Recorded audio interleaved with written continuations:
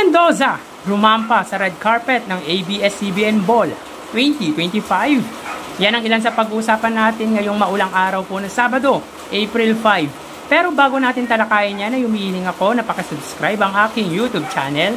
Paki-like and share na din para mas rumami pa po ang makapanood ng video natin. Maraming salamat po sa inyo mga kaparokya. So, umpisa natin sa highest viewership ang ating pag-uusapan. But before we begin, I would just like to thank to Miss Heidi Gutierrez for giving me 7 Canadian dollars. So, nagpapasalamat po ako sa ating masugid na taga-subaybay na si Miss Heidi Gutierrez. Sobrang na-appreciate ko po yung binigay ninyo, ma'am. At natutuwa po ako ng sobra dahil you appreciated me as well. Sobrang thanks po. And this was my first time to receive this kind of complimentary. Kaya sa lahat po ng nais mag-share ngayon pa lang po ay nagpapasalamat na po ako sa inyo. Anyways, umpisa natin sa highest viewership ang ating pag-uusapan. So dito, ang It's Showtime ay may 104,000 views at ang Eat Bulaga naman po ay may 120,000 views. So, angat pa din pagdating sa pinakamataas na views na nakuha ang Eat Bulaga kesa sa It's Showtime. Ito ay para sa main YouTube channel ng dalawang noontime show. So, dito naaabot ng It's Showtime ang highest viewership nila sa oras na 1:33 PM at 1:47 PM naman po sa Eat Bulaga. So, mapunta naman po tayo sa prizes given ng dalawang noontime shows. Pero quick recap tayo. So, sa 4 na araw, from Monday, March 31 to April 3, araw ng Webes, sila po ay may total of 943,500 pesos. 125,000 dito ay sa Showtime at 818,500 naman po sa Eat Bulaga. So, dito ay almost 700,000 ang pagitan ng papremyo ng dalawa at nakakaangat-angat po dito ang Eat Bulaga. So, punta tayo sa araw ng Biyernes, kahapong episode. So, dito ang It's Showtime ay may 45,000 pesos at ang Eat Bulaga naman po ay 233,000 pesos. Sa 45,000 ang It's Showtime, 5,000 dito ay sa Ansabi segment at 20,000 naman po sa 2 winners ng tawag ng tanghalan. Samantala, para sa Eat Bulaga, 30,000 sa Pera Fee segment, 88,000 sa Sugod Bahay, 100,000 para sa Gimme 5 at 15,000 naman po sa Daklon. So that day, sila po ay may pinagsamang 278,000 pesos. Meaning, in 5 days episode, from Monday till Friday, sila po ay may 1,221,500 pesos na papremyong ibinigay. 170,000 dito sa It's Showtime at 1,051,500 naman po sa Eat Bulaga. So dito ay 1 million agad ang ibinigay ng Eat Bulaga sa loob ng 5 araw, which is madadagdagan pa yan for today's episode.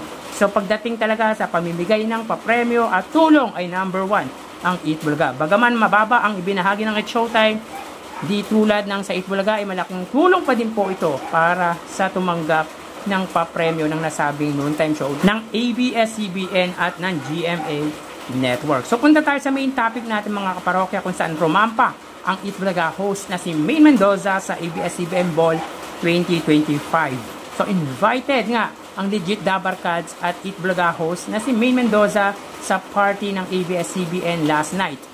Dahil syempre parte ng Kapamilya Network ang asawa nitong si Congressman Arjo at Heidi. Yun nga, tila medyo nanibago tayo.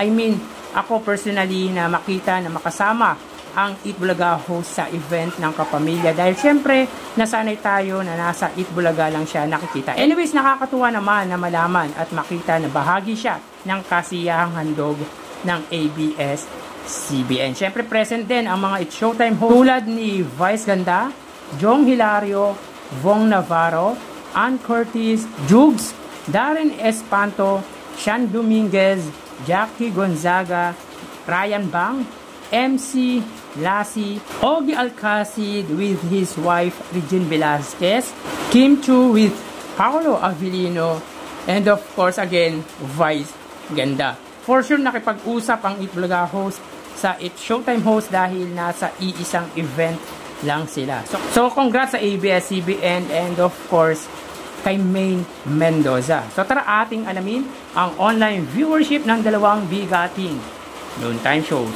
Para sa Itbulaga under TVJ Facebook page na may 3 million followers at sa It's Showtime naman po na may 18 million followers. So sa oras na 12:42 PM ang It's Showtime po ay may kasalukuyang segment na tawag ng tanghalan. Samantalang ang Itbulaga naman po ay The Clones. So dito makikita po natin na ang It's Showtime po ay may 6,800 viewers at hindi pa po nagpapapa pang views ng Itbulaga. So wait lang po tayo mga kaparokya. Para po sa Itbulaga sila po ay may 4,000 viewers. So again, sa oras na 12:43 PM ang Showtime ay may 7,100 viewers at ang Itbulaga naman po ay may 4,000 live viewers. So mapunta naman po tayo sa TV Network YouTube channel ng dalawang noontime show. So unahin po natin ang It's Showtime under GMA Network YouTube channel na may 38.2 million subscribers at sa Itbulaga naman po under TV5 YouTube channel na may 2.35 million subscribers.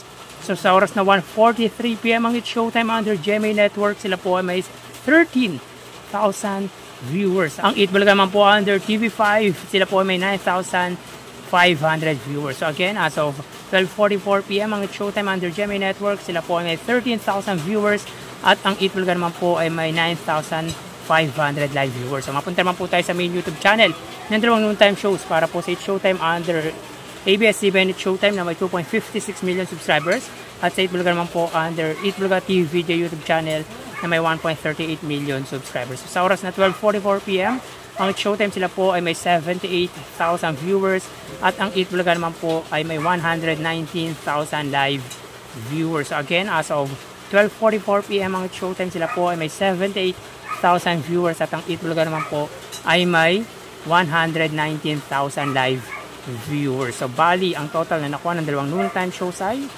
ng It's Showtime ay 98,000 viewers at ang Itbulaga naman po ay 132,000 live viewers. So again, ang Showtime ay may 98,000 live viewers. Ang Itbulaga naman po ay 132,000 live viewers. So yan po ang lumalabas sa kanilang online viewership as of 12:45 PM. So mamaya magbabalik pa po tayo sa ikalawang bahagi ng ating online views update ng dalawang noontime show. Magpapaalam po muna pansamantala, magsiingat po tayo dahil maulan po mga kaparokya. Thank you and God bless.